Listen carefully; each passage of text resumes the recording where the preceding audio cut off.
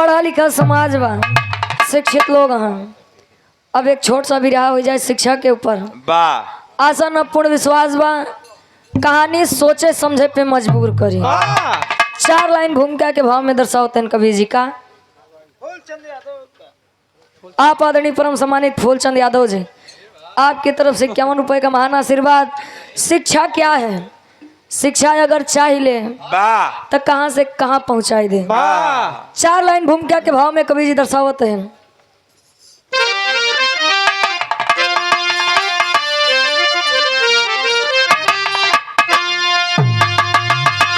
नादान पंछी को उन्मुक्त उड़ने दो, इन पर कभी कुछ न बंधन लगावो। हो ना सका जो स्वयं से कभी भी,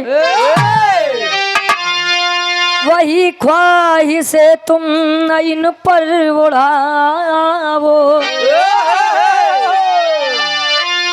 छीनो न बचपन ये अल्लक लड़कपन, सुंदरतम जीवन के पल ना मिटा। सुरेंद्र की इच्छा करो खुद समीक्षा, परीक्षा में बचपन को यूं ना गवाओ।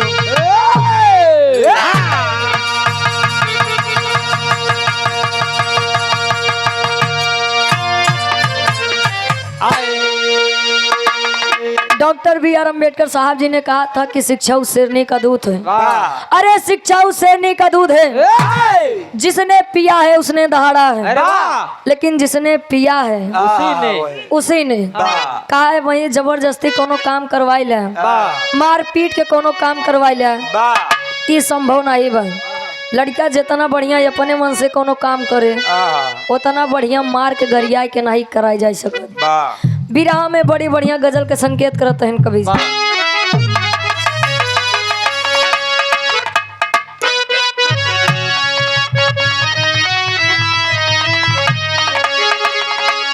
अखिया लड़ल बजब से, अखिया लड़ल बजब से, दिल में करार नहीं थे।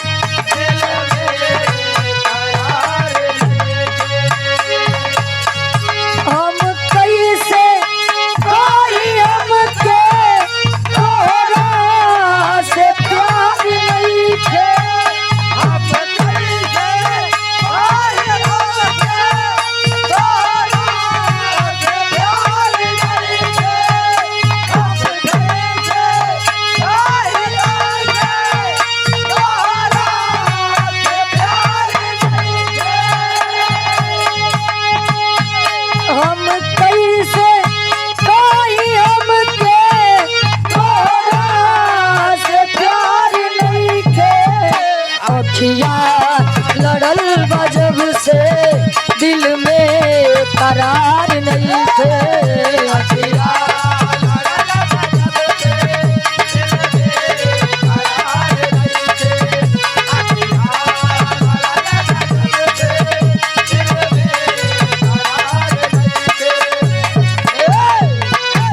लेकिन कवि जी जमाने की सच्चाई इस विधा में बता रहे हैं। आज के जमाना बा कैसन, अरे बसता के बोझ गढ़ुअर, बसता के बोझ गढ़ुअर, बचपन दबा गइल बा। बसता के बोझ गढ़ुअर, बचपन दबा गइल बा। वाह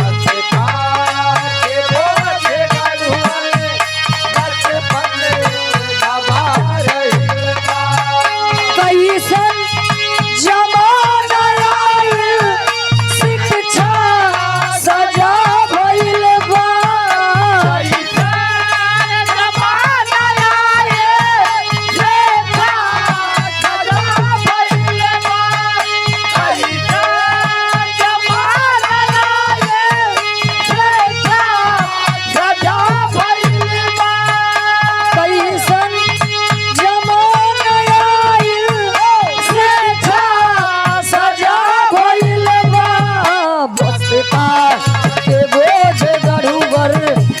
बचपन दबा गइल बा बसता के बोझ गढ़ुआ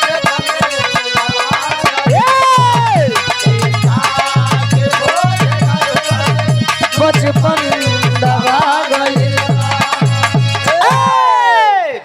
बसता के बोझ गढ़ुअर बचपन दबा गइल बा कैसन जमाना आइल शिक्षा सजा भइल बा ई कवि जी काहे लिखतन विराह में आगे सिद्ध करब जमाना ई बग आप लोग गौर करिए पहले के काका दादा हरेन शिक्षा के मतलब समझत रहे 2-4-6 किलोमीटर पैदल जात रहे शिक्षा ग्रहण करे खातिर और आज के लड़के देखता स्कूल खातिर स्कूल से बस आवत बा वैन आवत बा लड़किया के लियाई के जाती बा लड़किया के घरे लाई के छोड़त बा आज जमाने की सच्चाई है लड़किया स्कूल जाते हैं ओमा से 75% गदेला टाइम पास करे जाते हैं माई बाबू नाम लिखवाए देन गदेला हमार पढ़ लिख ले कुछ बन जाए जीवन में और लड़किया सोचत बारे यार पढ़ाई तो बे जिंदगी पड़ी है लेकिन ये बचपन ना जाए जिंदगी मौका सबको देती है कुछ करने को कुछ बनने को केहू चैतन्य रही के वो मौका के फायदा उठाए ले जाते हैं केहू सोई के अब तक केहू सोई के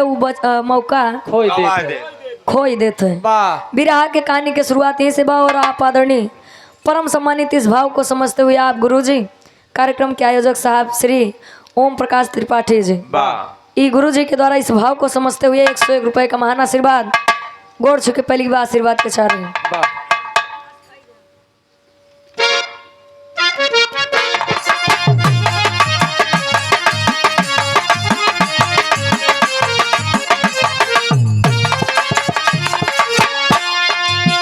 स्वप्न तो स्वप्न है बस क्षण की लहर होता है स्वप्न तो स्वप्न है बस क्षण की लहर होता है अधिक उम्मीद लगाना भी जहर होता है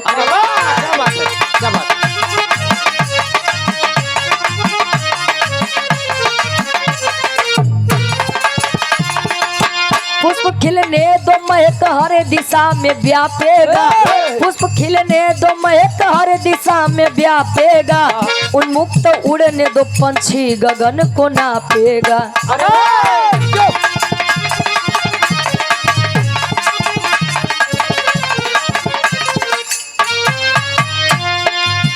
बचपन से ही क्यों उम्मीद अति बढ़ाते हो बचपन से ही क्यों उम्मीद अति बढ़ाते हो किशोर वय को भारी बोझ से दबाते हो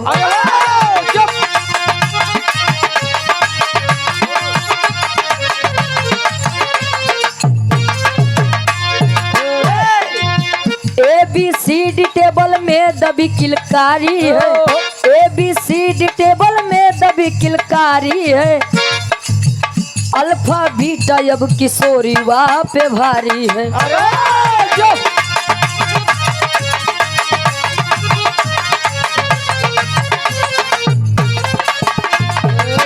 डॉक्टर इंजीनियर बनाने की क्यों पिपासा है डॉक्टर इंजीनियर बनाने की क्यों पिपासा है बड़ी लोगों में उम्मीद बेतिहासा है बड़ी लोगों में बड़ी लोगों में क्या बात बेतिहासा है बड़ी लोगों में उम्मीद बेतिहासा है बड़ी लोगों में उम्मीद बेतिहासा है बड़ी लोगों में उम्मीद बेतिहासा है कहे स्वप्न तो स्वप्न है बस क्षण की लहर होता है अधिक उम्मीद लगाना भी जहर होता है कहा गया है जहां पर अति आ गया अति मतलब जहाँ भी कोई चीज ओवर हो गया चाहे खाना हो चाहे उम्मीद हो कतो भी कुछ हो अगर ओकरे आगे अति लग गया तो समझ ले नुकसानदायक बा कहा गया है अत्र सर्वत्र वर्जते अति का भला न धूप अति का भला न वर्ष कहा गया है अति जहाँ पर आ गया सर्वनाश वहाँ पर निश्चित है गार्जियन लोग बैठा है आप लोग पढ़ा लिखा है विरह के कहानी की आप लोग उद्देश्य समझब कवि जी काहे समझावे चाहते हैं माता पिता बच्चे के अंदर अपना स्वप्न खोजते हैं हमारा सपना है कि हमारा लड़का इंजीनियर बन जाए हमारा सपना है कि हमारा बच्चा डॉक्टर बन जाए लेकिन एक बार बच्चे से नहीं पूछते कि आखिर वो किस क्षेत्र में जाना चाहता है क्या बनना चाहता है ऐसे में एक कहानी यही आजमगढ़ उत्तर प्रदेश अराजीबाग से। वाह कभी जिले तयन परिवार के मुखिया संतोष प्रजापति जी वाह ट्रेवल एजेंसी के मालिक हैं। घर में पत्नी है, 2 बेटे हैं। वाह बड़ा बेटा मनीष, छोटा बेटा सौर्य। वाह बड़ा बेटा मनीष जब 10वीं की परीक्षा पास करता है, आए है आज पिता को बच्चे के अंदर अपना स्वप्न दिख रहा है। गए बच्चे को प्रेम से अपने गले लगाए, कहें बेटा वाह परिस्थिति वश तुम्हें इंजीनियरिंग नहीं कर पाया, लेकिन मैं चाहता हूँ कि तुम इंजीनियर बनो। वाह अब लड़कियां सोचे कि बाबू सोचते हैं तो अच्छे सोचत होंगे। आहा बताया जाता है इंजीनियरिंग लाइन और डॉक्टरी लाइन खातिर सबसे बड़ा कोचिंग हब कोटा है, जो कि राजस्थान में है। वाह बच्चे वहां पर तैयारी करने के लिए जाते हैं। वाह बच्चे को बताए कि तुम्हारा एडमिशन हम कोटा शहर में करवाएंगे वाह और हम लोग भी चल रहे हैं, 2-4-10 दिन रह के तब आएंगे। हाँ, छोटा सा परिवार अपने बच्चे मनीष के लिए सपना देखता है। वाह ट्रेन पे बैठा था तो महतारी आहा के ममता बड़ी आहा अनमोल चीज बा। आहा महतारी अपने लड़का के समझावत बा, गीत लगत बा। वाह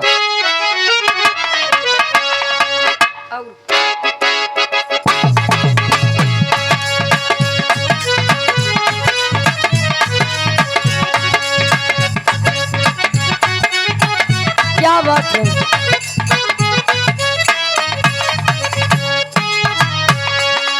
ननद और भौजाई के रिश्ता बड़ा बेजोड़ होता है।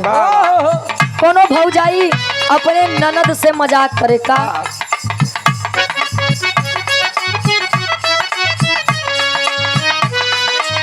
सोनवा के लाकिटिया सिकड़िया हो,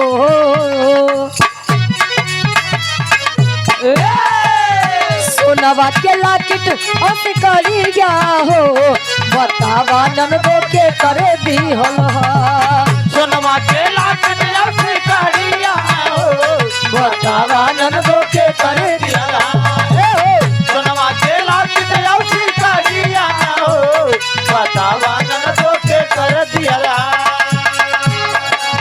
सोनवा के लाकिट सिकड़िया हो, बतावा ननदो के करे दी हलहा। दोनों गलिया में दांत के निशानिया हो, बतावा बतावा के कर दिया दोनों गलिया पे दांत के निशानिया ना हो बतावा जुम्मा के कर लिया दोनों गलिया पे दांत के निशानिया ना हो बतावा जुम्मा के कर लिया लेकिन जब ट्रेन पे बैठता है वो छोटा सा परिवार, संतोष प्रजापति जी, उनकी पत्नी, छोटा बेटा सौर्य मनीष, तब महतारी अपने लड़का के समझावत बका,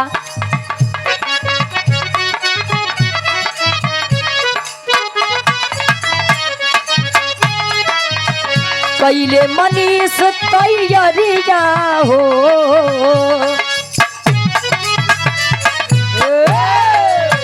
कैले मनीष तैयारी क्या हो, सपनावा सजावे बबुआ, पहले माने सताइया लिया हो सपनावा सजावे बबुआ पहले माने सताइया लिया हो सपनावा सजावे बबुआ कैले मनीष तैयारी क्या हो, सपनावा सजावे बबुआ, समझावे घरवा बाबू यम तरिया हो, कदमावा बढ़ावे बबुआ,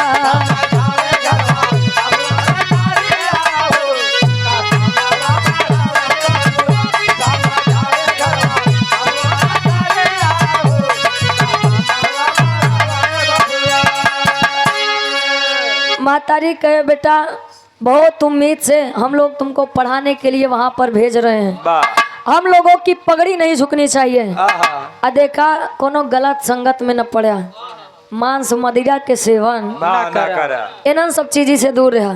मातारी अपने हिसाब से समझावत बा। कोटा शहर में छोटा सा परिवार आता है, एडमिशन करवा दिए। फाउंडेशन कोर्स बच्चा कर रहा है। फाउंडेशन कोर्स का मतलब यह होता है कि बच्चा प्रतिस्पर्धी परीक्षाओं की भी तैयारी करेगा, साथ ही अपने 11वीं 12वीं की पढ़ाई भी आगे करेगा। और इंजीनियर बनने के लिए जेई क्वालिफाई करना पड़ता है। कोटा शहर में नाम लिखवा दिए। कोचिंग का नियम था कि हफ्ते भर में 3 बार टेस्ट होगा। अब हफ्ते भर में जब 3 बार टेस्ट हुए, जोन एक अच्छा नंबर आना चाहिए। गुरुजी स्कूल में होता है तो कुछ लड़कियां एक बार में सब चीज कैच कर लेते, बढ़िया से पढ़ लिख लेते। और कुछ लड़कियां जेकर 10 बार समझावो तबो नहीं समझ सकते।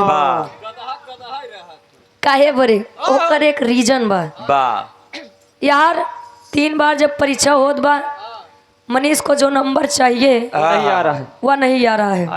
कोचिंग वाले सुना रहे हैं कि तेरा पढ़ाई में मन नहीं लग रहा है, तू बेवजह अपने माता पिता का पैसा खराब कर रहा है, तू जेई क्वालिफाई नहीं कर पाएगा। अब जब इतनी बात शिक्षक बोले तो मनीष को एक चिंता सता रही है। आ चिंता का सतावे विराम में गीत लगत बा।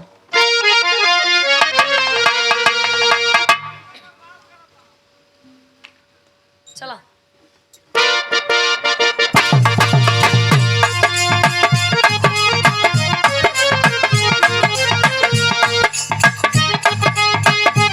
क्या बात है। कोनो नहीं ना बेली दुल्हन अपने दुल्हा से कहे अबे नया नया गौना बागौना कराई के चला गया बहरे, हमारे ऊपर का भी तो थे कबो सोचा था। दुल्हैया कहे का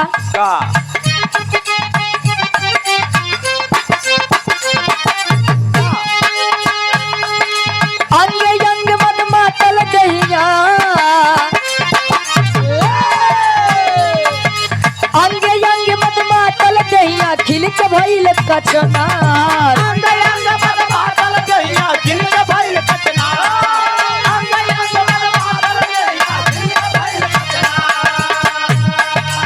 भौर बन के आजा राजा जो ही राह तोहार,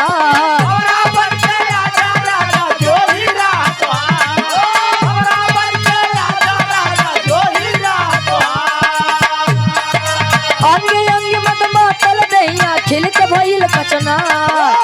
भौर बन के आजा राजा जो ही राह तोहार, मोरे बलमुआ हो मोरे सजनवा हो, बोले करैबा इंतजार मोरे बलमुआ हो।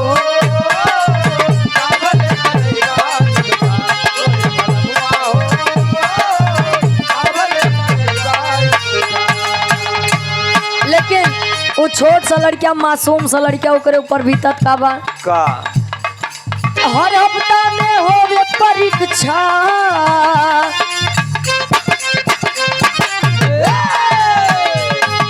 हर हफ्ता में होवे परीक्षा भारी पड़ल दबाव। हर हफ्ता में होवे परीक्षा भारी पड़ल दबाव, ए हो हर हफ्ता में होवे परीक्षा भारी पड़ल दबाव। कोमल मन विचलित हो गईले कम नंबर गया, कोमल मन विचलित हो गईले कम नंबर गया, वाह कोमल मन विचलित हो गईले कम नंबर गया। हर हफ्ता में होवे परीक्षा भारी पड़ल दबाव, कोमल मन विचलित हो गईले कम नंबर गया। बढ़ल फिक्रिया हो बढ़ल फिक्रिया हो, केहू नहीं बुझे दिल के घाव बढ़ल फिक्रिया हो।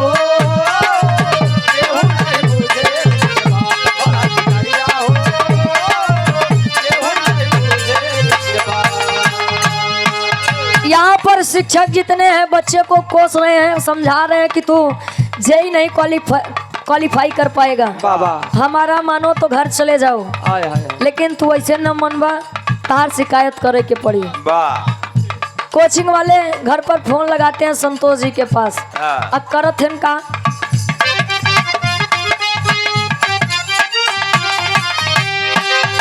कोचिंग वाले घरवा पर फोनवा लगवले,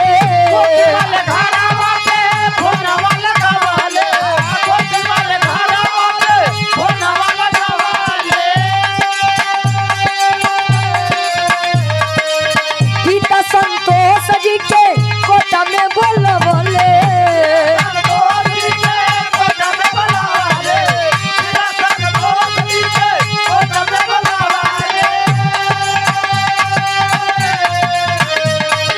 आजमगढ़ से गाड़ी धैले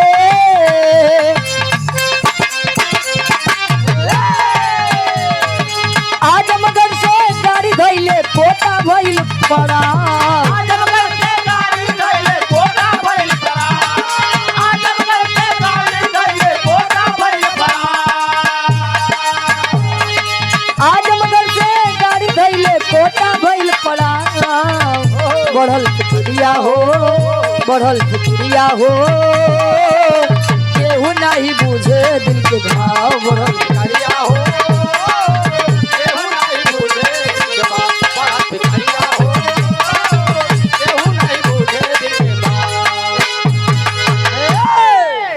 कोचिंग वाले घर संतोष जी के पास फोन लगाते हैं, कोटा शहर में आने के लिए कहते हैं। संतोष जी आजमगढ़ से गाड़ी पकड़े कोटा शहर पहुँचे। और कोटा शहर जब पहुँचे तो वहाँ के शिक्षक बता रहे हैं कि भाई आपका लड़का सही से पढ़ने में बहुत ही कमजोर है, बेवजह आप इसके पीछे इतना पैसा लगा रहे हैं, और जब ये जेई ही नहीं क्वालिफाई कर पाएगा तो पढ़ावे लिखावे से मतलब का बा। हमार माना एक घरे ले आई के जा, दूसर कोनो काम करे के कहा। पिता संतोष बोले नहीं हो सकता है मेरा बच्चा किसी तनाव में हो, मैं समझा दूंगा, वो पढ़ेगा लिखेगा और जरूर इंजीनियर बनेगा। पिता संतोष ले गए एकांत जगह में, बेटा का समझाओ थे बच्चा, ए मनीष बड़ी उम्मीद से तुझको पढ़ा रहा हूँ, अगर तुझे ही ना क्वालिफाई कर पाया, इंजीनियर नहीं बन पाए तो गांव समाज में आओगे हमारी बड़ी ही बदनामी होगी, बड़ी ही बेइज्जती होगी कि अरे जाना थे कि समाज में कौने कौने प्रकार के इंसान रहा थे। कहा थे ना कि दुख में याद करे क्यों न जाइए, अगर मनई दुख में बात तो ओकर मनोबल और गिरावत है, लेकिन सुख में बाटे तो देखा रोज नई नई रिश्तेदारी जमत। आज के जमाने में लोग अपने दुख से ज्यादा दूसरों के सुख से परेशान है, आखिर उतना सुखी कैसे है, जमाने की सच्चाई है। अब यार लड़कियां यह सोचत बा अवसाद से धीरे धीरे घिरे लगा, तनाव आने लगा। अरे वाह, लड़किया से कहे बेटा बस अब जौन बात तोरे नाथे बा, अब हम जाते ही घरे मन लगाई के पढ़ाई करा। आए लड़का कोटा शहर से उनको ट्रेन पकड़ाया, चले गए घर, जाते हैं घरे। अब लड़कियां हॉस्टल में आवत बा, धीरे धीरे सोचत बा यार मैं जेई नहीं क्वालिफाई कर पाऊंगा, मैं कोई बुरी संगत में नहीं हूँ, पढ़ता हूँ लिखता हूँ फिर भी मेरे नंबर क्यों नहीं आ रहे हैं। शायद वह बच्चा गांव की हरियाली, पिता का प्रेम, माँ का दुलार, छोटे भाई का स्नेह नहीं भूल पाया था, अपने आप को उस माहौल में नहीं ढाल पाया था। और किया क्या मनीष, टेरी के भाव में कवि जी लिखा है,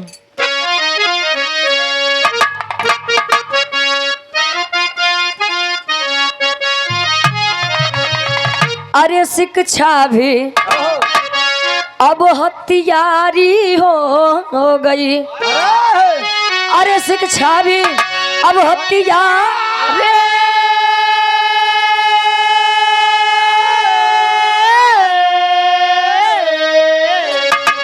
शिक्षा भी अब हथियारी हो गई, बचपन बिखर गया उम्मीद का बोझा भारी, अरे हो भारी, अरे हो भारी, शिक्षा भी अब हथियारी हो गई, बचपन बिखर गया उम्मीद का बोझा भारी। शिक्षा हथियारी कैसे हुई, थोड़ा ध्यान देंगे। बच्चा हॉस्टल आया, धीरे धीरे शाम हो रही है, एक चिंता सता रही है, टेंशन होत बा। और बच्चों की उम्र जो होती है 16 से 20 तक, ये बड़ी कमजोर उम्र होते हैं।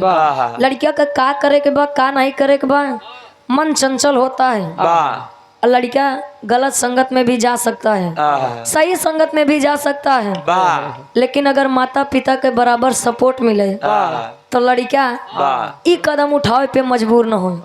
कवन कदम, बच्चा जब हॉस्टल में आता है पिता की वही बात याद कर रहा है कि बेटा बड़ी बदनामी होगी। लड़का सोचे कि यार जौन बा कुल हम ही से बा, अगर हम रहबे न करब इंजीनियर बनबे न करब, जब हम रहबे न करब तो बाबू के बदनामी कौने चीज के हुई। यही सोच कर हॉस्टल के कमरे में चादर के फंदे से लटक करके फांसी लगा के अपनी जान दे देता है। हॉस्टल वाले फोन लगाते हैं कि भाई संतोष, आपका बच्चा मनीष प्रजापति इस दुनिया में नहीं रहा। अभी आप लोग सोचिए, जो पिता अपने बच्चे से 2 घंटे 4 घंटे पहले मिलकर आया हो और अचानक से ऐसी खबर पाए, उस पिता के ऊपर क्या बीतेगा।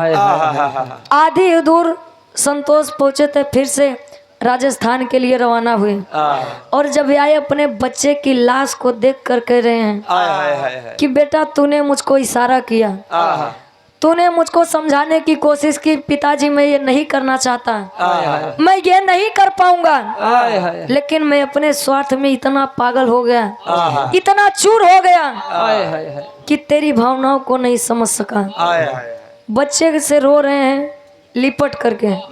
आज लाश एम्बुलेंस से आजमगढ़ अराजी बाग में आती है और जब लाश अवध बा तो महतारी अपने लड़का के लाश देख के कहत बा, गीत लगत बा कैसे,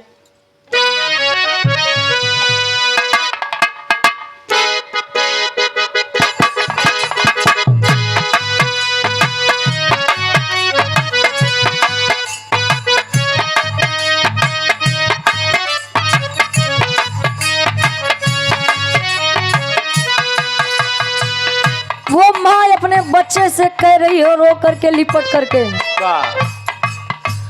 उठा उठा मोरे लाल कुछ खाई ले बहो,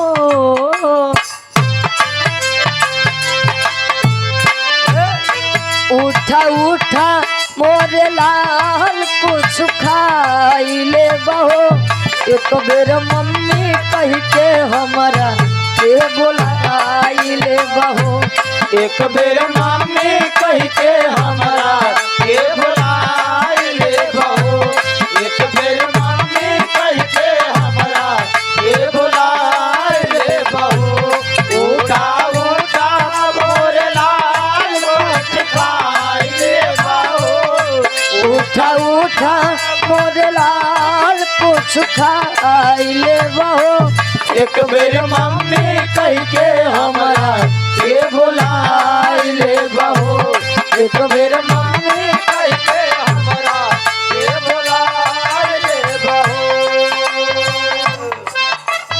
आप आदरणीय परम सम्मानित सुभाष बाबा जी कल्याणपुर से 51 रुपए का मान आशीर्वाद।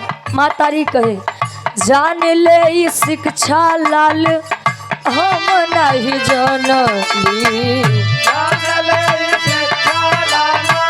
हम नहीं जानली,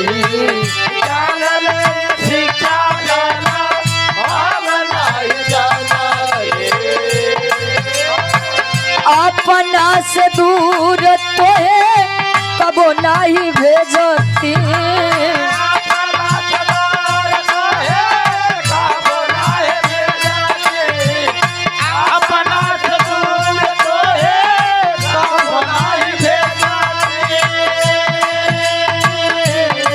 देखे जहर कोई हमें भी मुआई दे बहो,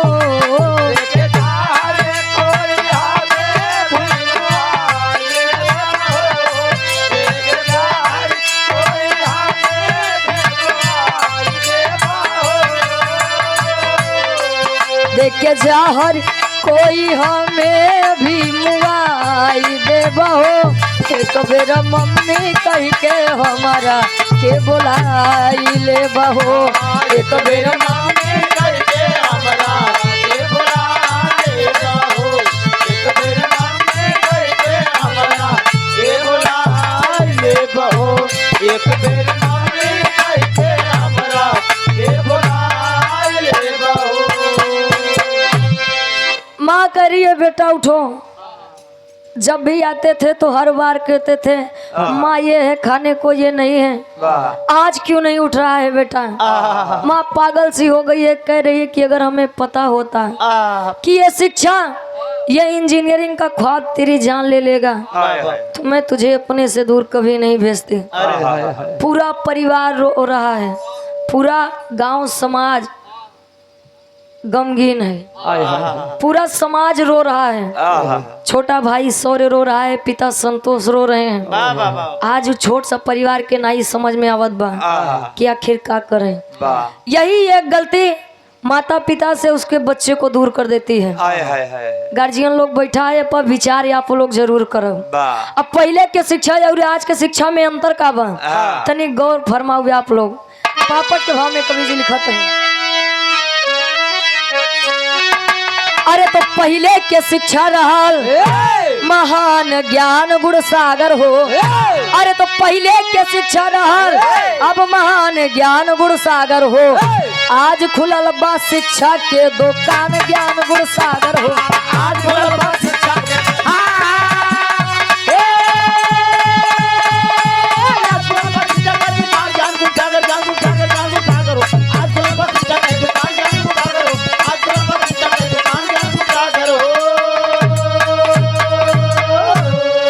तो छोटा भाई सोरे रो रहा, गांव सकल हितनात हो। बाउर भइले पिता संतोष, अब कुछ हूँ बातें नहीं सुझात हो। अरे तो ख्वाब इंजीनियरिंग के भइल, अब शैतान ज्ञान गुण सागर हो। तना जनली की कोचिंग ले, अब जान ज्ञान गुण सागर हो।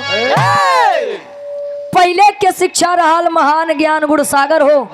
आज खुलल बा शिक्षा के दुकान, ज्ञान गुण सागर हो। पहले के गुरु दक्षिणा तब लेत रहे जब शिष्य कोनो लायक बन जाए। आज के गुरु बेटवा तार 2 महीना के फीस नहीं जमा बा। इंसानियत आज भी है, लेकिन जेका केवल और केवल यही करे के बा। बेटवा तार 2 महीना के फीस नहीं जमा बा, एका जमा करवाई दे तब पढ़े आया, नहीं तो जी नहीं आया। सच्चाई बा स्कूल के। अब यार पूरा परिवार शोक में डूबा हुआ है, और ऐसे ही हालत के शिकार कितने परिवार हुए हैं। कवि जी अल्लाह के भाव में प्रमाण देते हैं का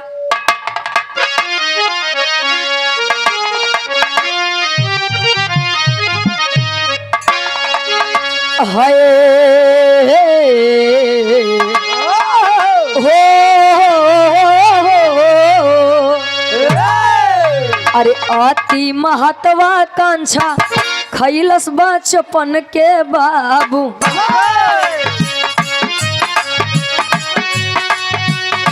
खो खो कबड्डी गुल्ली डंडा गहेरा,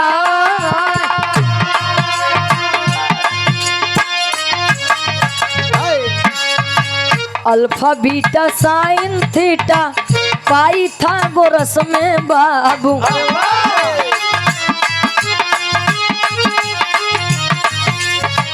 वतनी बायोलॉजी में गइल बा सब भूला।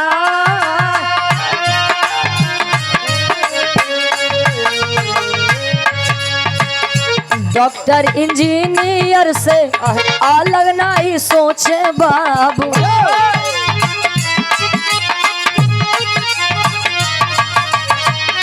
बचपन के इच्छा सब देला हो भूला।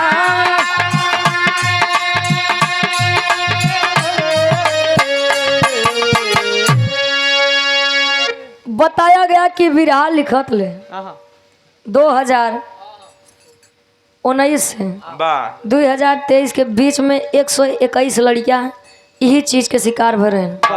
माता पिता की इच्छा है तो पढ़ने के लिए जाते हैं, लेकिन जब वही चीज नहीं कर पाते हैं, वही काम नहीं कर पाते हैं, तो अपनी जान देना ही सबसे बढ़िया वो रास्ता समझते हैं।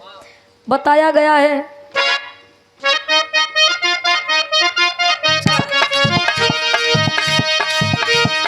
3 अगस्त के मनोज छवड़ा हो,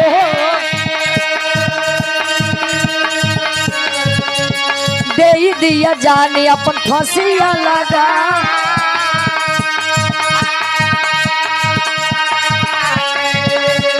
बिहार के भरगो मिश्रारी चराची के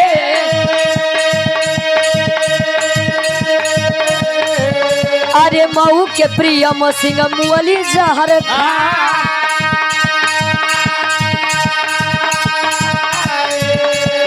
2015 में 18 दिए जन्म, 16 में 17 मरे, 17 में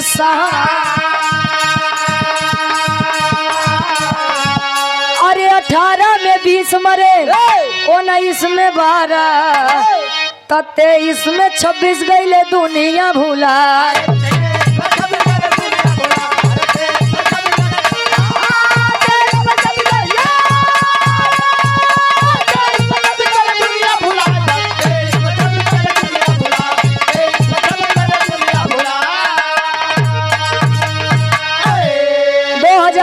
से 2023 के बीच में 121 बच्चों ने अपनी जान दी सिर्फ इसी कारण। और मरने वाले बच्चों की उम्र 16 से 20 के बीच में होती है, जो कि यही एक नाजुक उम्र होती है। बच्चे इसी में अपना आपा खो करके अपनी जान देना ही सबसे उचित रास्ता समझते हैं। यही सच्चाई है। हम शिक्षा का खराब नहीं कहते हैं, लेकिन शिक्षा की सच्चाई आज के समय में यही है कि लोग शिक्षा का दुरुपयोग कर रहे हैं। शिक्षित लोग, सभ्य लोग वो हर जगह शिक्षा देने का काम करते हैं, लेकिन कुछ लोग ऐसा आज शिक्षा का जबरदस्ती पावे चाहते हैं। शिक्षा एक ऐसी चीज है जेका जितना पढ़बा, जितना ध्यान लगेबो, उतना ज्ञान बढ़े। लेकिन कहा कि जाई जबरदस्ती नकल कई के पास हो जाई, नकल कई के एक कैली, तो उस शिक्षा का कोनो मोल नहीं होता है। आखिरी में खड़ी के भाव में कवि जी लिखते हैं,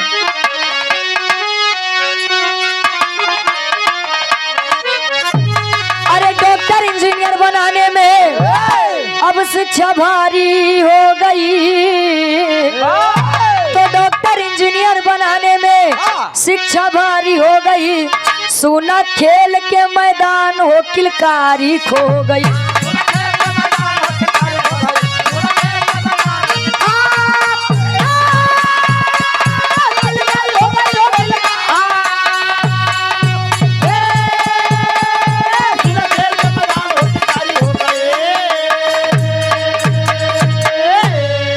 जन्म लिए बचवा के व्हाट डू यू सिखावे हो, ता लुका छिपी ता थैया खेलना बतावे हो।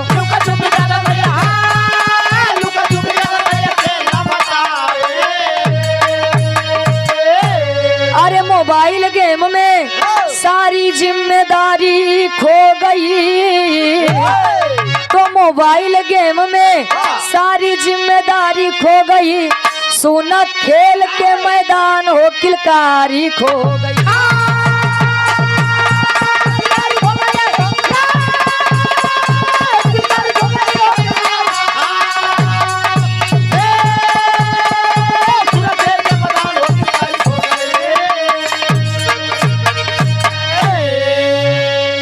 जन्म लिए बचवा के वाट डू यू सिखावे हो।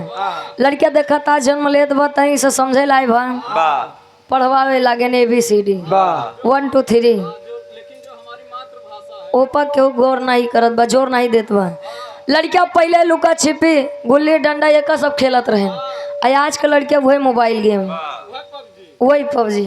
भैया तो गार्जियन जी से हाथ जोड़ के निवेदन बा, कोई भी क्षेत्र खराब नहीं होता है। अगर लड़किया का रुचि हुआ क्षेत्र में बा, इंटरेस्ट बा, तो आप उसको उसी क्षेत्र में भेजिए, हो सकता है वो उसी क्षेत्र में आपका नाम कर दे। काहे से कि जबरदस्ती के काम कोनो नहीं होते हैं। आखिरी में खानदान के परिचय बा। गुरु बिहारी गुरु गणेश, अब मत छीनो बचपन की लाली,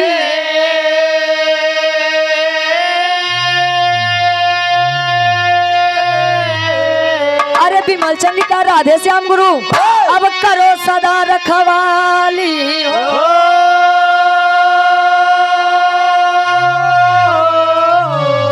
शिक्षा भी अब हथियारी हो गई, रुचि कवि सुरेंद्र दया करा महतारी, शिक्षा भी अब हथियारी हो गई।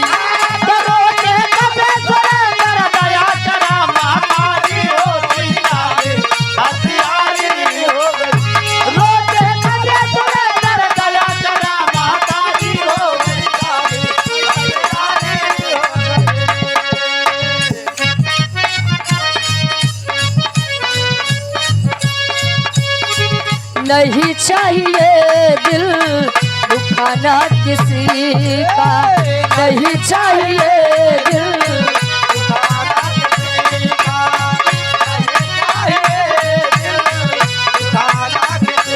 का, सदा ना रहा है, सदा ना रहेगा जमाना किसी का, नहीं चाहिए दिल दुखाना किसी का, नहीं चाहिए दुखाना किसी का, नहीं चाहिए दिल दुखाना